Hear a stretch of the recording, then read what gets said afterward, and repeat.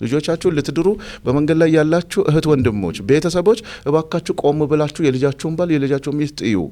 አይ ቲንክ ብዙዎቹ ቼክ የሚያደርጉት እንደውም ከካራክተርና ከስነ ምግባር በላይ አይ ቲንክ አንድ ነገር ይመስለኛል የፋይናንሻሊ የማስተዳደር አቅም አለው ወይ ነው ብዙ ጊዜ ቼክ የሚደረገው አይደለ?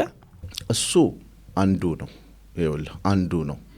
በወንድ በኩል ብዙ ጊዜ ማግባት ይችላል ወይ ማግባት መቻሉ ለአቅመ ትዳር መድረስ ምንድነው? እሱ ለአቅመ ትዳር መድረስ ማለት የመጀመሪያው እድሜ ነው። ማቹር ነው ወይ?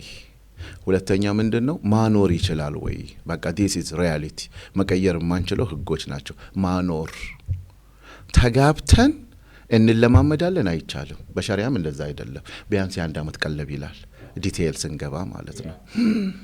ስለዚህ ምንድነው ማለት ነው? ለአቅመ ትዳር መድረስ አለበት፣ እድሜው መድረስ አለበት። ከዛ በኋላስ ማኖር ይችላል ወይ? ይሄ እኮ ክሊር ነው እኮ።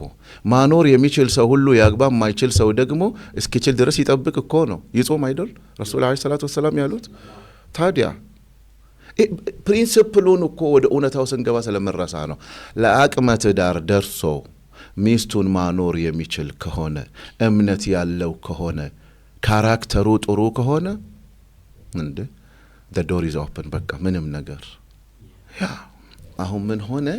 የትዳር መጠየቂያዎች በቤተሰብም በአግቢዎችም እንትን መጻፉ ተገለበጠ።